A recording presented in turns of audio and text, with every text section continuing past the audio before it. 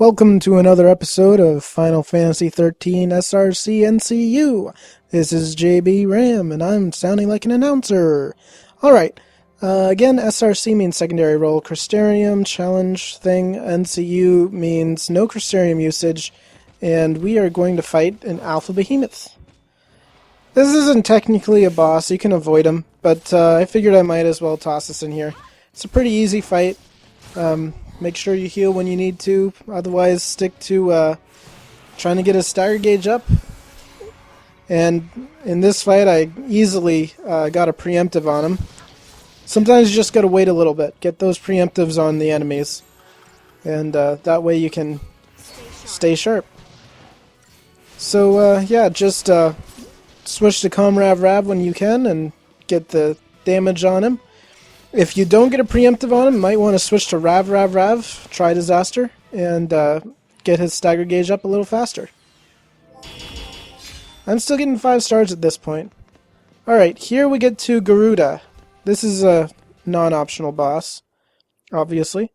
So, I'll just let this cutscene play for a bit.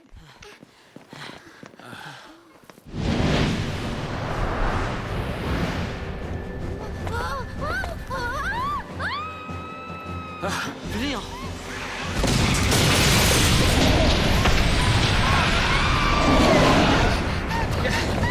Over here! I think someone needs to give Venil a paper bag so she can hyperventilate into it. Alright, Garuda Part 1, pretty easy, just like always. Stick to Med if you need to. Otherwise, go ahead and take him out. Rav. And switch to Try Disaster if you really want to get his stagger up quickly. Make sure if you switch to Try Disaster that you have gotten at least a couple of hits in by a commando first. That way you can make sure that that the stagger gauge doesn't deplete too quickly. You may want to get him up to about halfway full before you switch to Try Disaster. Otherwise, you know, if you're like me, wait a little longer. If you're really a pro at this, then you probably can take him out a little sooner. But yeah, switch to having a commando role, such as lightning, and yeah, that's a quick and easy fight.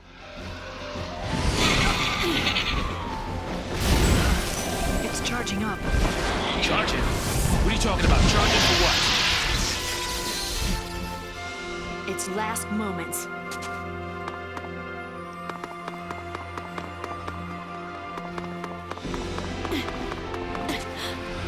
Part 2 is obviously going to be a little longer, a little more difficult. Same type of thing though. The only difference is he casts this barrier, so you need to stagger him before you can actually do very much. So you may want to switch to Try Disaster a little sooner, and you know, just keep hammering at him. If you find the gauge depleting quickly, either switch right back to Relentless Assault, or Diversity if you need to heal.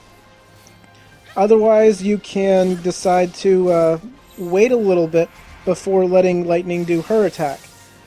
This actually separates everyone's attacks out a little further, and that means more attacks more frequently, and it's less likely that he's going to lose stagger if another attack comes quickly.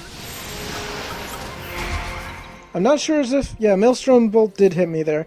I believe I do not have a Spark Ring equipped. I'm not sure what would happen if I'm not sure if I do or not.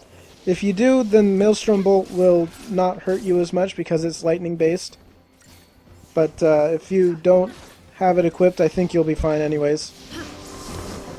Especially if you decide to go and put a HP plus accessory on. So yeah, just whittle his health away. Not very much else to do about this. Make sure when he's staggered that you've got a commando out ready to take him down. And then when he gets out of stagger, you're going to have to remove his barrier again. Make sure you have a few commando attacks in, and then switch to Try Disaster. Not sure if I switch to Try Disaster or not. No, I think I keep going and just take him out. Yep, here we go. Never mind. Prove myself wrong. Now, lightning's thunder attacks don't really do an awful lot, Stay sharp. but it does help to bring your stagger gauge up quite a bit faster. Stay out of my way. What I'm doing here is ATB canceling. I called it paradigm canceling earlier. It's called ATB canceling. I really couldn't remember what it was called back then. So, yeah, if you stagger him before Maelstrom Bolt, then you can stop his attack in mid-sentence.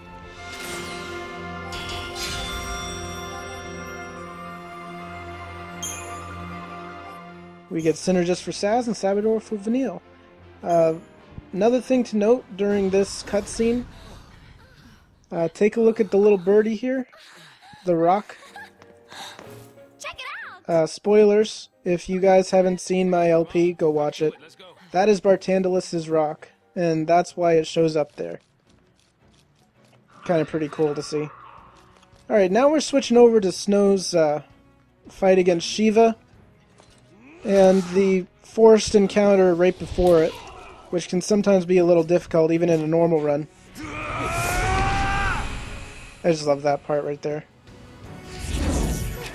There's nothing about Snow that isn't completely epic. Alright, one thing I did wrong here. You want to take these guys out as quickly as possible. They take 2 hits at this point. One thing I did wrong is right here, is I tried to heal. Try to take this guy as quickly as you can. If you take him out first, I believe that those other guys won't show up. And this fight gets a lot shorter then. You also save on your potions, which are actually kind of important.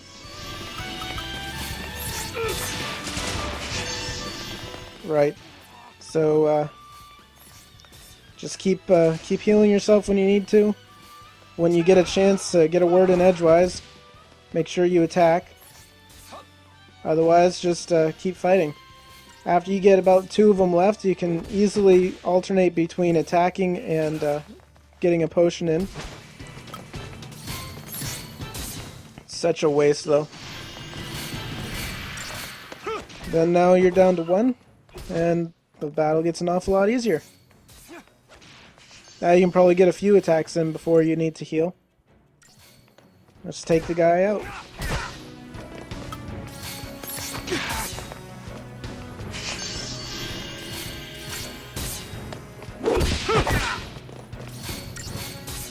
Not too difficult.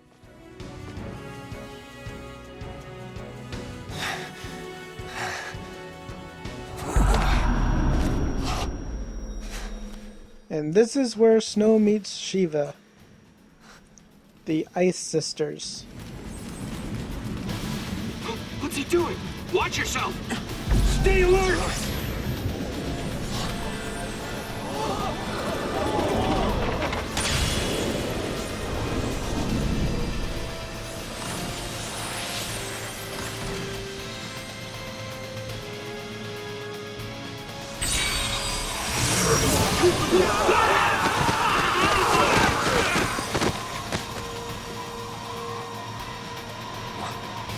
What's happening?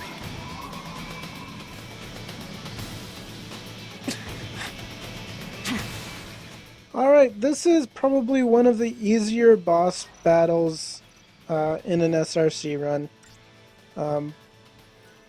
One thing that some people have troubles with Shiva is they don't understand exactly how to take them out. The only thing you really need to do here is Steel Guard. Steel Guard, Steel Guard, Steel Guard. If you do absolutely nothing else, you'll get them to Gestalt long before you actually need to, long before you run out of time. So I'll just speed this up a little bit. He sounds pretty funny when he's in high-pitched voice, I think.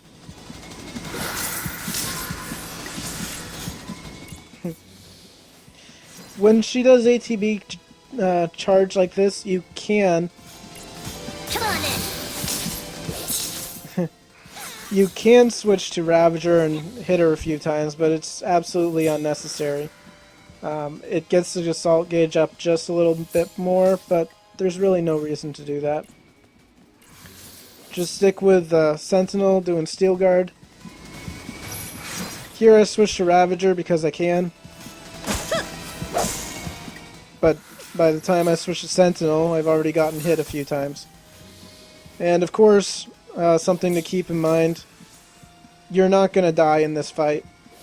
I think we're fighting against Nyx? I can't remember their names. The other one is going to cast Kiraga whenever you need it. So don't worry.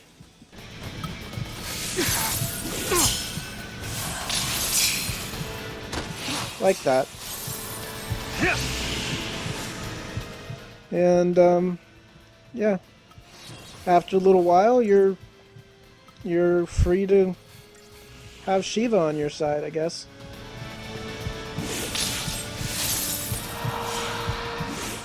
Hit the X button for assault mode, and there you go.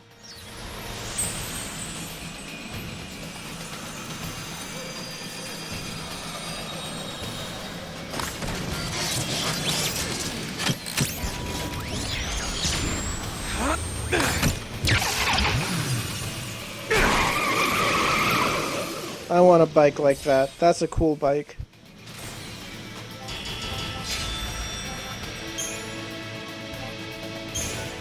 And of course, after your Eidolons, you get an ATB gauge level up.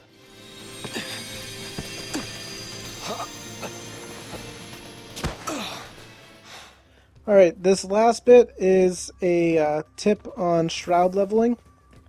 This is in order to get Aegisols. I will say that this is not the best leveling I've ever had. So what you want to do is wait for the Thexteran to attack, and then go and auto-attack him until he's dead. Make sure you're in Calm Med, War and Peace. That way you won't kill him quickly. Again, in getting Shrouds, the most important thing is to do it slowly. And this is about as slow as you can get. You're aiming to have 0 stars. If you have 0 stars, there's a decent chance that you will get an Aegisol out of it. As I said, it didn't do so well for me. I did this for about an hour and only got about 8 Aegisols out of it. You're supposed to get about 30. I continued on with my run, and if I find that I really need it, I might go back and get some more, but yeah. It's kind of a lot of time to waste on very little profit. I don't even like the Aegisol anyways. I like Fortisol much better. Now when you get to about this point, where you have about 1 chain of attacks left, wait until he does his second war cry, and then you're almost guaranteed to have a 0-star rating. Then just finish him off and you get an Aegisol. So to respawn him, come back out towards the save point, head up to these guys here, and just quit retry. In order to find out exactly where this is the first part of the Vile Peaks. As soon as you can control Lightning and Hope by themselves, you have to run all the way back here. This is where you depart from Saz and Vanille and the bridge goes away.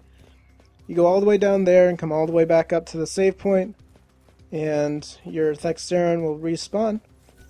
So you go up, hug the wall on the left here, and you'll run right into him. And so, again, you want to wait until he has his first attack. This is just to add a little more time onto things. You don't necessarily have to wait there. I say wait until he does his second war cry, and you're almost guaranteed. And just go and beat him up. Another thing to note, every once in a while he will do a very powerful charge attack. Even without HP plus accessories equipped, he's not going to kill you. He'll hurt a lot, but he won't even kill Hope, I believe. That was the attack right there. And the way I check to see when I should stop attacking is when it's halfway down the target word there. So when the green line is under TAR, that's when I wait. And then normally that's one more attack left, and There he's gone. I found that if it was less than 4,000, I didn't normally get an Aegisol. And if it was more than 6,000, I also didn't. See you later.